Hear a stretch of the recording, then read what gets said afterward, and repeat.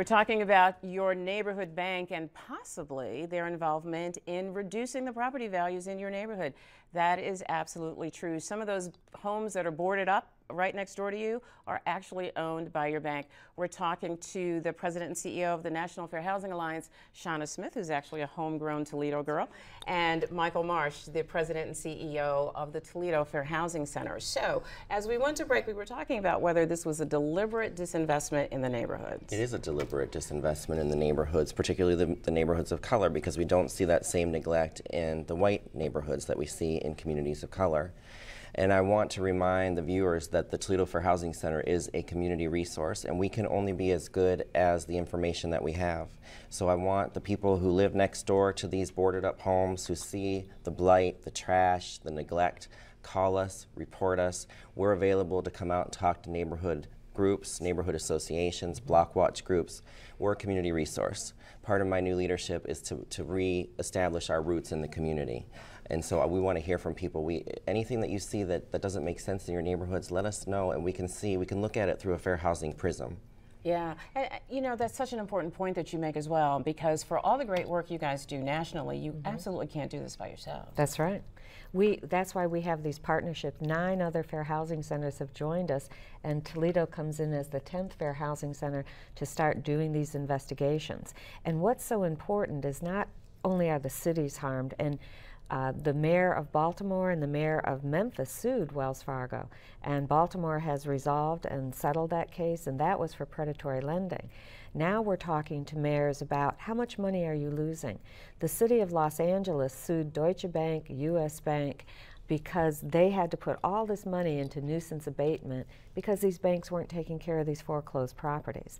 So more and more mayors and boards of education are reaching out to us, and we're reaching out to them because they have standing to sue under the Fair Housing Act. The neighbors, if you live next door to one of these REOs that are in bad shape, boarded up, lawns aren't being mowed, snow's not being shoveled, you're being harmed. And if you live next door, you should call the Fair Housing Center and tell them, have you been mowing the lawn? Have you been shoveling the sidewalk? Because somebody else got paid to do that. And if you're doing it, you've been injured as that homeowner. So we want the people who still live in the neighborhood, who are taking care of their homes, who want to stay there, to call the Fair Housing Center and say, hey, I've got a problem here. Can I be part of your complaint? Can I help you with an investigation? And we actually, when we go out and visit specific properties, we jot down the addresses of the neighboring properties, and then we send out a follow-up survey for the neighbors to provide information back to the center that we provide to the national organization as part of the project. You know, one of the things that is so important, again, and we've said this earlier in the show, is community involvement. And Shauna and I were laughing, I think yesterday, about being old enough but young enough to remember when neighbors would rise up in anger around this kind of thing and would say, basically, we're not going to take this anymore. And, you know, without encouraging civil unrest, I'm saying to you that that's exactly what you need to do now, because the impact of this issue is astounding. Just on the ability, for instance, for tax income for schools. That's right. In Miami, Florida, a group of African American women went to these foreclosures, picked up all the trash, went to the Bank of America office and dumped it. And dumped it, I heard about that. Dumped it. And I think people need to have this reaction. Absolutely. People have asked me, should we close our accounts at the banks? I said, no. Keep your accounts open and start complaining. That's right. Because they will lose business if they don't respond to your complaints.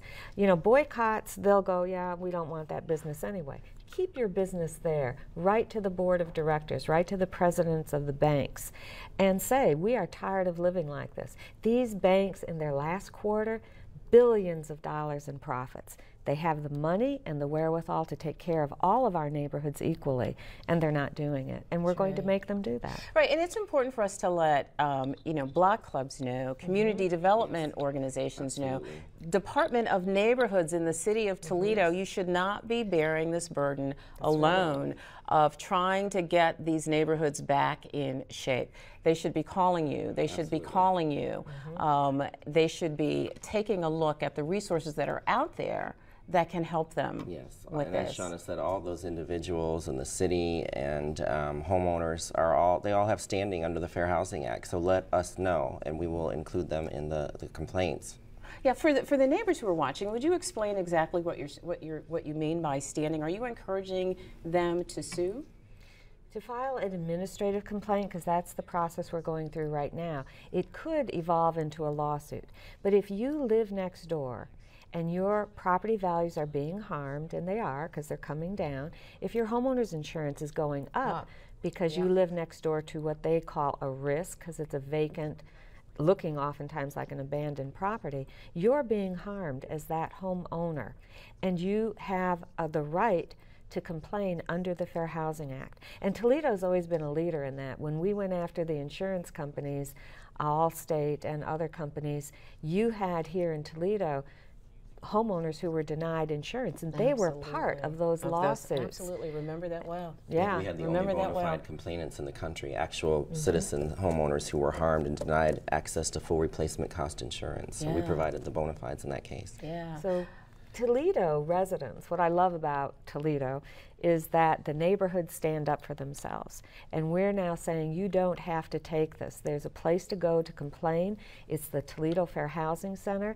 The neighborhood organization has been injured as well, not just that homeowner. That's right. So it builds all the way up to the mayor and the city council being able to file a complaint. I talked with Mayor Bell last night, and he wants to meet with us as all the evidence comes in to see what the city can do as well. Oh, that's really exciting. It's really, really exciting. Did I understand you to say earlier that the local Fair Housing Center was going to begin an investigation of this nature in Toledo? Or Yes. Yes, we we're are. already Yes, doing they've it. already We've done looked it. at over 100 properties locally, and a national organization will advise us of additional properties to look at. We send our staff out. They have a checklist. They look for damaged windows, broken windows, unlocked houses, trash, overgrown bushes, tall grass. Anything that is not being maintained, things that grow out of the gutter or hanging gutters, damaged siding, holes in houses, you name it. We have a checklist for it. Like I said, the swimming pool that was, any child could walk in there and drown. And these are life and death and money issues. People's investments, the neighborhoods, again, turning from home ownership to rental. That's not right. And we take photographs, so it's not our word against their word. We have the evidentiary proof through the photographs that we're taking that they're not maintaining these homes. And you guys have looked at over 2,000 Yes. homes in this process? And we'll be filing another complaint in March against a major company in Ohio. And the Toledo Fair Housing Center and Dayton's Fair Housing Center are joining us, along with Fair Housing Centers in Indiana and Chicago, because it's headquartered in Ohio, but it does business in these other places. Yeah. And we're going to have a news conference. We're going to file the administrative complaint here and start exposing all these companies, more banks and more companies who aren't doing what they're supposed to do, especially because they're making millions and billions of dollars and just neglecting neighborhoods of color. Now, we didn't look in low and moderate income neighborhoods. Our investigation was all middle income, high middle income neighborhoods of color and white neighborhoods. I was going to ask you about that. Is that the focus of your investigation as well? We looked at the Doran Richards area. We looked at the Library Village. We looked at middle income, working class neighborhoods. So those, homestead those type neighborhoods that are at risk of being damaged significantly. Right, they're sort of on the edge. Yes. The tipping point, we like to say in the housing industry, that if we don't act now, we could be another Cleveland or Detroit, as I said, last week, because these neighborhoods are being wiped out. Right. We have just a few minutes left, but one of the things that I noticed in your report was that there are a series of activities that the banks undertake that lead to that discrimination, and not posting for sale signs, for instance, on the lawn. Other kinds of things that we should be looking out for? Well, one of the major things is the marketing. When you go through predominantly white neighborhoods, you don't see auction, bank-owned, foreclosure. You see a professional for sale sign.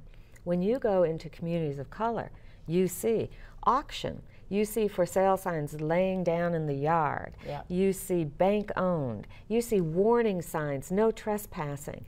And they just wouldn't do that in a white neighborhood. And I've yet to find a house in the 13 cities I've looked in, plus the additional 6 cities my staff has looked in, we've never seen a home in a middle-class white neighborhood marketed like that.